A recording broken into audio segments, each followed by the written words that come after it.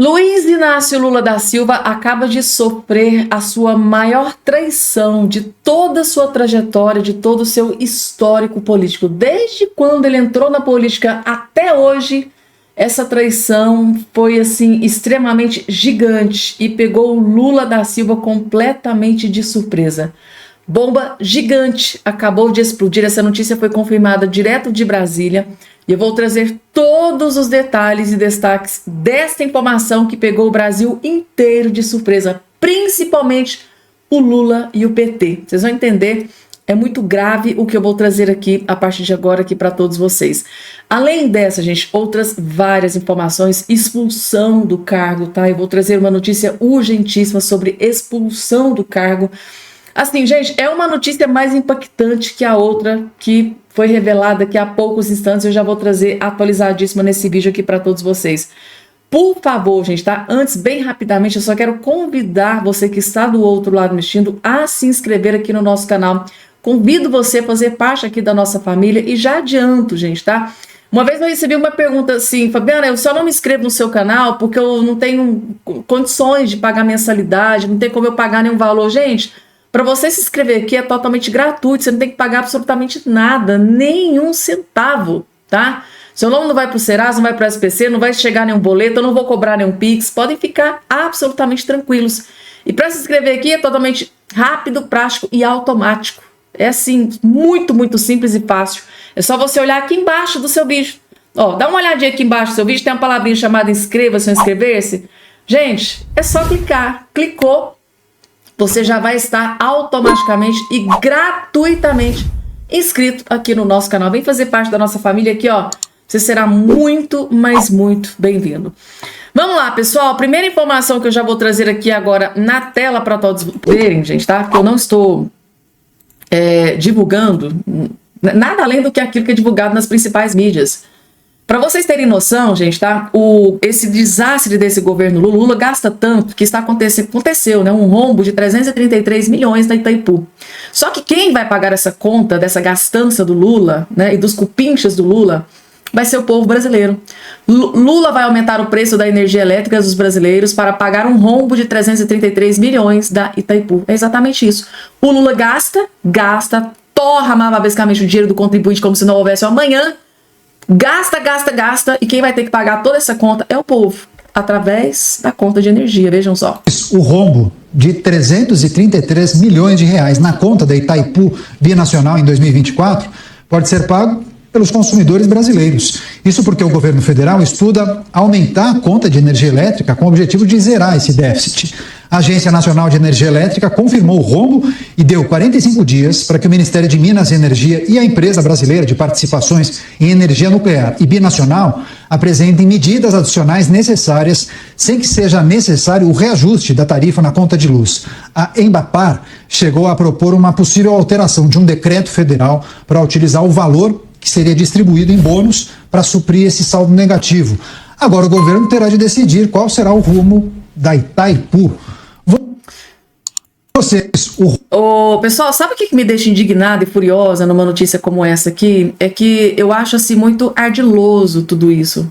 O Lula gasta e quem tem que pagar é o povo. O Lula não tem freios, 39 ministérios, 18 bilhões para a Lei Rouanet, rombo de 333 milhões da Itaipu, né? As estatais dando prejuízos assim jamais imaginados.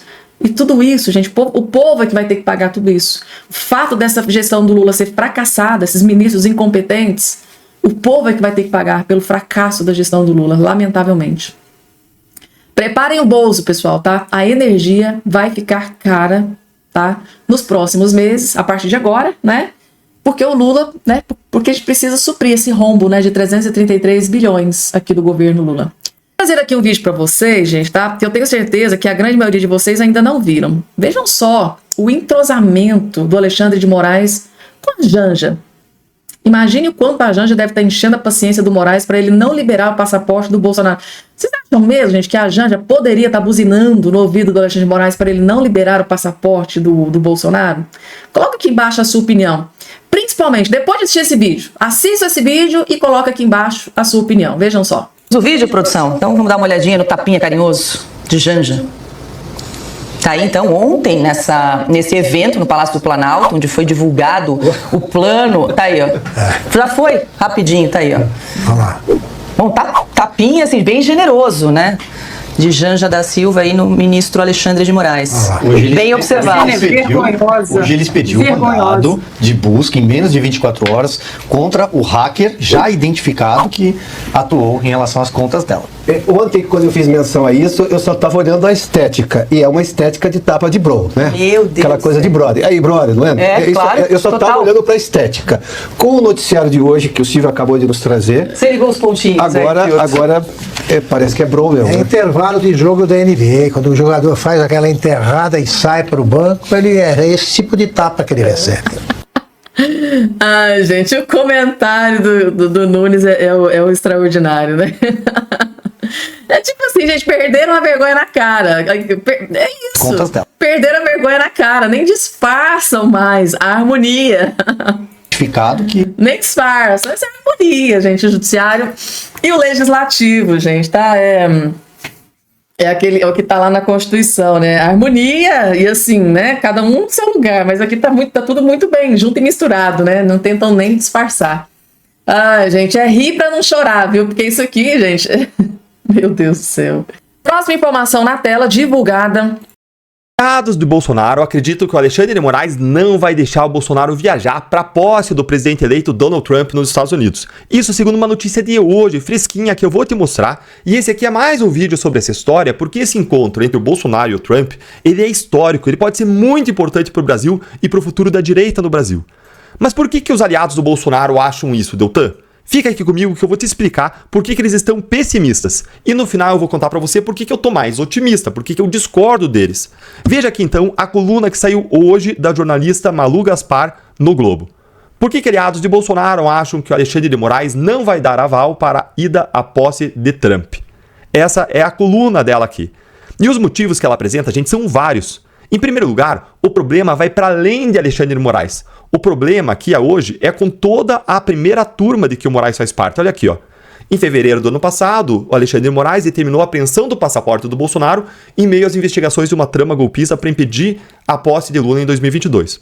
O Bolsonaro entrou com um recurso contra a apreensão do passaporte para tentar pegar o documento de volta, mas o pedido foi negado de forma unânime pela primeira turma do STF em outubro. Ou seja, em primeiro lugar, o problema não é mais só Moraes, é toda uma turma de ministros.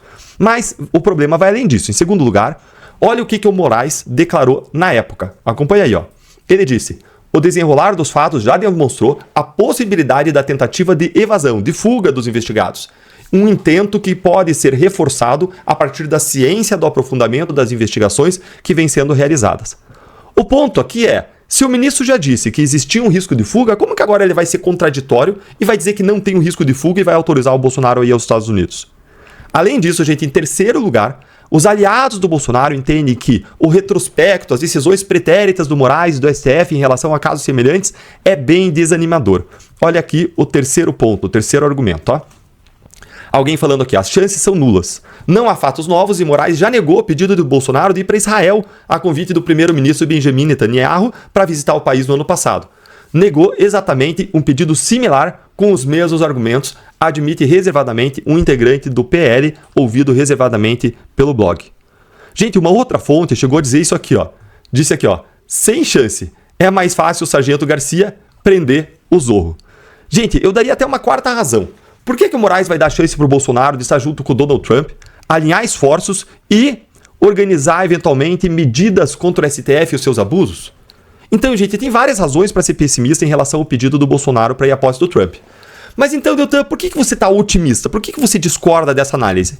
Gente, porque o Moraes despachou rapidamente no sábado o pedido que foi feito pelo Bolsonaro logo na sexta, um dia antes. E o Alexandre de Moraes, ele pediu uma complementação de informações e documentos. Gente, se ele quisesse negar, ele já tinha argumentos para negar naquele momento mesmo, no próprio sábado. Ainda que argumentos equivocados, de que a gente discorde. E ele poderia fazer isso no próprio sábado, matando o assunto. Além disso, negar um pedido dessa relevância reforça muito o quadro de perseguição contra o Bolsonaro. Some-se ainda que o Bolsonaro ele cumpriu todas as restrições impostas até hoje rigorosamente e a sua nova defesa está adotando um tom mais respeitoso com o tribunal e já adiantou que se submeteria a quaisquer condições que fossem impostas pela corte. Por fim, o argumento de risco de fuga é simplesmente ridículo. Porque se o Bolsonaro quisesse sair do país, já tinha saído. Era só quebrar a tornozeleira e ir para outro país, como muitos dos perseguidos pelo 8 de janeiro fizeram. Esse, gente, então é o meu palpite. É o palpite de que o Moraes, sim, ele pode, existem sinais indicando que ele vai sim deferir depois de juntados os documentos, que vai permitir a ida do Bolsonaro aos Estados Unidos. E eu expliquei isso melhor no meu vídeo do último sábado, que eu vou deixar para vocês na descrição e também aqui na tela no final para você conferir. Mas, Eltan, e se o Alexandre de Moraes não deixar? Gente, aí ele vai ter sido muito sádico de pedir informações e documentos complementares, concorda? Só para depois dizer não. Quando ele já podia ter dito, se ele queria dizer não, para que pedir documentos e informações complementares? Mas agora eu quero saber a sua opinião. E você? Qual que é o seu palpite em cima disso? Alexandre de Moraes vai permitir ou não vai permitir que Bolsonaro vá à posse do Trump? Conta pra mim nos comentários. E se esse vídeo te ajuda a entender melhor o que está acontecendo, o que empurra Alexandre de Moraes para um lado, o que empurra ele para outro lado, segue o canal e aciona o sino das notificações para ficar sempre bem informado. E não esquece de curtir o vídeo para que a voz da nossa indignação conjunta contra a injustiça e a perseguição à direita possa chegar mais longe. Dessas, tá? Outras várias informações que eu vou atualizar vocês aqui nesse vídeo. Esse vídeo tá trazendo informações gravíssimas. Rapidamente, só quero convidar você que está do outro lado de a se inscrever no canal, porque eu tô vendo aqui que tem muita gente que tá sempre me acompanhando, me assistindo, mas até hoje não é inscrito aqui no nosso canal. Então, convido você a fazer parte aqui da nossa família, lembrando que é gratuito, só você olhar aqui embaixo do vídeo, tem a palavrinha chamada inscreva-se ou inscrever-se, clicou em cima, automaticamente você já vai estar inscrito aqui no nosso canal. Vamos lá, pessoal, dando início aqui já com as informações, logo de cara vocês sabem como eu gosto, gente, tá? Dos comentários, né, das críticas, porque ela sim, gente, tá? Ela destroça, né, o Lula, ministros do STF sem dó e nem piedade. Essa aqui é a Cristina Grêmio. E ela trouxe uma denúncia, gente, gravíssima, com relação a uma jornalista alemã que foi barrada pela PF, né? Ela quis informações do Alexandre de Moraes e ela simplesmente foi barrada. Ela quis informações do Lula, da PF, e ela simplesmente foi barrada. É a democracia relativa, né, aqui do Brasil. E de quebra, ela faz uma revelação bombástica do desespero do Lula com a decisão do Mark Zuckerberg de acabar com a censura aqui no Brasil. Só que dessa vez ela teve acesso aqui a uma informação que eu tenho certeza que vocês vão ficar de queixo caído. Vejam só. Relembrando a notícia mais impactante da semana passada, que foi o anúncio no dia 7 de janeiro, feito pelo CEO da Meta, gerenciadora do Facebook e do Instagram, além do WhatsApp, de que chega de censura nas redes sociais, chega de agência de checagem, foram longe demais. Depois, ao longo da semana, ele ainda em entrevistas, especialmente ao maior podcaster do mundo, Joe Rogan, ele confessou que foi por pressão do ex-presidente Biden, dos Estados Unidos, que eles inclusive censuraram notícias verdadeiras sobre efeitos adversos de vacinas, entre tantas outras questões da pandemia. Óbvio que a gente vai falar sobre isso muito ainda, porque isso sim foi o grande responsável pelo genocídio no mundo, além do vírus propriamente dito, mas o assunto hoje é que Zuckerberg, depois de falar tudo isso e repercutir tudo isso em cima do seu nome e das suas empresas, censurou de novo, e censurou uma jornalista, a jornalista alemã Vicky Richter, que esteve no Brasil recentemente para tentar documentar a falta de liberdade de expressão, a tirania do judiciário brasileiro e a censura. Bem, o que aconteceu? A Vicky denunciou neste domingo, ela mora nos Estados Unidos e lançou um vídeo por lá, ela denunciou neste domingo que o Instagram derrubou o vídeo em que ela está denunciando o quê? Que ela foi perseguida no Brasil, que ela foi intimidada no Brasil para que o documentário sobre a falta de liberdade de expressão não fosse adiante. É gravíssimo tudo que ela denuncia, a começar por essa última denúncia de que Zuckerberg, apesar de todo o teatro da semana passada, continua censurando. Foi censurada no Instagram, mas o vídeo dela continua no Twitter. Eu, inclusive, compartilhei no meu perfil neste domingo para que mais gente possa acessar, e inclusive colocando o link do perfil dela para que mais gente possa seguir essa jornalista, a Vicky Richter, que vinha, obviamente, trabalhando nesse documentário, ainda será lançado, e foi alvo do seguinte: ela tentou, como jornalista, entrevistar o ministro Alexandre de Moraes, porque em todos os lugares por onde ela ia, com todas as pessoas com quem ela conversava, o nome do ministro era citado, e ela queria ouvir dele qual era, afinal de contas, a posição dele em relação à liberdade de expressão.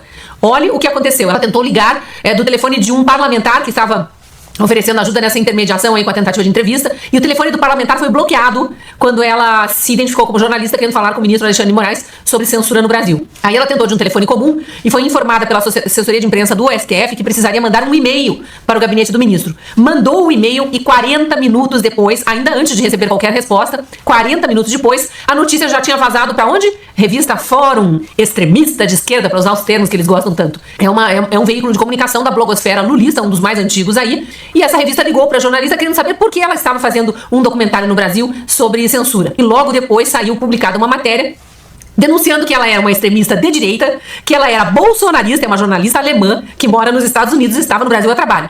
que ela era bolsonarista, ou seja, ela nem vota no Brasil, mas ela é bolsonarista. E mais um monte de coisa, ou seja, tentando difamar a jornalista. Aí no vídeo ela também dá mais alguns detalhes, dizendo que quando ela tentou sair do Brasil, sem a entrevista do ministro Alexandre de Moraes, ela foi chamada, foi detida pela Polícia Federal. Ou seja, segunda jornalista estrangeira que passa por isso. Aconteceu com o Sérgio Tavares, jornalista português, em setembro do ano passado, às vésperas do 7 de setembro, e ele veio cobrir para mostrar o anseio do brasileiro por liberdade de expressão, e foi detido em Guarulhos, na chegada ao Brasil, na época com a desculpa, segundo ele relatou, de que a Polícia Federal queria saber se ele era bolsonarista, se ele era de extrema direita, qual era o posicionamento dele sobre o STF, um monte de outras perguntas que não cabem ser feitas a um estrangeiro chegando ao Brasil, muito menos a um jornalista. Agora, essa jornalista alemã, tentando sair do Brasil, passou por constrangimento semelhante. Segundo ela revela no vídeo, o que o policial federal queria saber é como que ela entrou no Brasil, alegando que ela estaria ilegal no Brasil, só que ela tinha no passaporte dela o visto e o carimbo da PF, porque a Polícia Federal carimba o passaporte dos estrangeiros quando eles entram no Brasil, seja por qual aeroporto for. Então foi mais um constrangimento. A PF, né, do Flávio Dino, do Lula, do Alexandre de Moraes, aquela ala da PF cooptada para esse tipo de serviço sujo, para cumprir essas ordens ilegais, sabe-se lá de quem? De alguém veio essa ordem para que a jornalista fosse pressionada e intimidada. Foi a segunda jornalista, mas não foi o segundo estrangeiro que passou por constrangimento perante a Polícia Federal do Brasil. Teve também o Jason Miller, era o CEO do Getter na época, que era uma plataforma alternativa ao Twitter, quando o Twitter estava ainda sob outras mãos e censurando pessoas. Ele tinha vindo para um congresso, para o CIPEC aqui no Brasil, e na hora de sair do Brasil, e braço direito do Trump, ele é um dos grandes assessores do Trump ali, ou era, pelo menos na época, ele passou pelo mesmo constrangimento que essa jornalista alemã. Foi detido por horas, teve que dar explicações que não devia a ninguém, a autoridade nenhuma, recusou-se a falar até que seus advogados, até que algum advogado chegasse para representá-lo, mas foram horas de atraso ali, um constrangimento internacional imenso. Ou seja, a jornalista não conseguiu ouvir o ministro Alexandre de Moraes, mas conseguiu a maior prova da tirania da toga no Brasil e da arbitrariedade a que os brasileiros estão sujeitos. Continuemos lutando pela nossa liberdade de expressão. Que revelação bombástica, né, gente? Uma jornalista alemã que estava nos Estados Unidos, ela veio até o Brasil, né, teve a intenção de fazer uma entrevista, né, com o ministro Alexandre de Moraes para ele falar, né, tipo assim, dar o posicionamento dele, né, porque é que o mundo inteiro, quando fala em censura, fala no nome do senhor ministro Alexandre de Moraes. Gostaria de ouvir uma explicação do próprio ministro. E ela passou por todo esse tipo de humilhação, gente. É triste, porque a palavra que define isso, gente, é, na verdade, uma frase, né, é a democracia relativa do Lula, né. É muito humilhante, gente. É por isso que, às vezes, o judiciário brasileiro vira manchete internacional. Vocês acham que esse caso dessa jornalista, né, do Tavares, né, do ex-assessor lá do Donald Trump, isso aqui, gente, vira assunto internacional, vira manchete nos principais jornais mais renomados no mundo inteiro. Então, assim, é muito triste o que vem acontecendo aqui no Brasil, esse tipo de cerceamento. Qual foi o crime que ela cometeu? Ela queria apenas uma entrevista, ouvir o posicionamento do próprio ministro Alexandre de Moraes, do porquê, né, que ele é tão mencionado quando se fala em censura, né, diminuição da liberdade de imprensa fora do país. Ela queria, poxa, dá o seu posicionamento, né, eu quero ouvir do seu lado, né, o outro lado da moeda. E ela foi simplesmente assim, gente, humilhada aqui no Brasil. Essa é a palavra que define, ela foi humilhada aqui no Brasil, lamentavelmente, debaixo do guarda-chuva, né, do judiciário brasileiro e do governo brasileiro. Lamentavelmente isso aconteceu. Se fosse no governo Bolsonaro, com certeza ela teria sido muito, mas muito bem recebida aqui no Brasil. Agora, gente, essa questão, né, o Mark Zuckerberg semana passada disse que ia acabar com a censura, mas essa jornalista que fez essa denúncia grave, né, teve o seu vídeo derrubado no Instagram. Será mesmo que o Mark Zuckerberg tá apoiando, né, vai acabar mesmo com a censura no Brasil? Agora ficou meio bugada essa história, né, gente? Vamos ver as cenas dos próximos capítulos, como é que ele vai se comportar. Porque nesse aspecto de ter tirado esse vídeo, será que foi por ordem de alguém? Será que alguém mandou ele derrubar esse vídeo dessa jornalista, fazendo essas graves denúncias aqui contra a PF, contra, né, o judiciário brasileiro? Será que alguém mandou a Meta derrubar esse vídeo dessa jornalista? Mas onde fica, né, a promessa do Mark Zuckerberg que ia acabar com a censura no Brasil? São muitas perguntas que a gente precisa de respostas, né, gente? E continuando aqui com as informações, e aí, o que vocês acharam, gente, dessa revelação bombástica feita agora pela Cristina Gremion? Por isso que é importante, né, a gente sempre ouvi-la. Ela sempre tem algo muito importante e relevante para compartilhar com todos nós. Próxima informação na tela, gente, é uma informação que deixou o Lula extremamente chocado. Ele ficou completamente maluco das ideias, porque assim, ele acha que ele está abafando, que ele está lacrando nesse desgoverno destruidor. Aí veio uma nova pesquisa, que é a Paraná Pesquisas, tá? E sem Marçal, e o Bolsonaro supera Lula em 2026. O que acontece? O Paraná Pesquisas, gente, ele é um órgão, ele é um dos órgãos mais renomados, mais respeitados no Brasil. Tanto é que quando tem pleito eleitoral, né, quando sai pesquisa da Datafolha, do Paraná Pesquisa, são dos mais aguardados, para vocês terem noção da situação. E o Paraná Pesquisas fez, né, uma pesquisa utilizando o nome do Bolsonaro e do Lula, né, com os principais nomes, para se candidatar à presidência de 2026. E assim, gente, o Bolsonaro ficou na frente do Lula, assim, de lavada. E é esse o motivo que tem deixado o Lula desesperado. Porque a pergunta que ele está se fazendo é: o que eu estou fazendo que o povo está, né, escolhendo o Bolsonaro e não a mim? Acho que essa questão do Pix, né, gente, pode ter sido um dos grandes motivos pelos quais os eleitores do Lula estão abandonando o Lula. Essa questão do Pix está pesando muito. Mesmo o Haddad gravando vídeo dizendo que é fake news, tá. Não tem ninguém dizendo que vai ter uma taxa sobre transação do Pix. O problema é o montante a partir do valor X. Aí é que é o problema no imposto de renda. Todo mundo já está sabendo essa história. Aí o Lula vem, grava um vídeo, olha, eu fiz uma doação pro time tal e eu usei o Pix. Então não tem taxação de Pix. Todo mundo já está sabendo. Lula, todo mundo já está sabendo.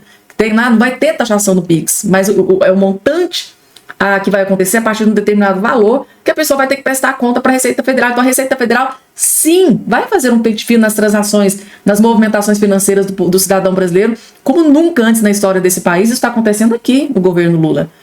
Aí, gente, veio essa pesquisa. A pesquisa divulgada pelo Instituto Paraná Pesquisas nessa segunda-feira, 13/1, aponta que em um cenário sem Pablo Marçal na disputa pela presidência em 2026, o ex-presidente Jair Bolsonaro superaria o presidente Luiz Inácio Lula da Silva.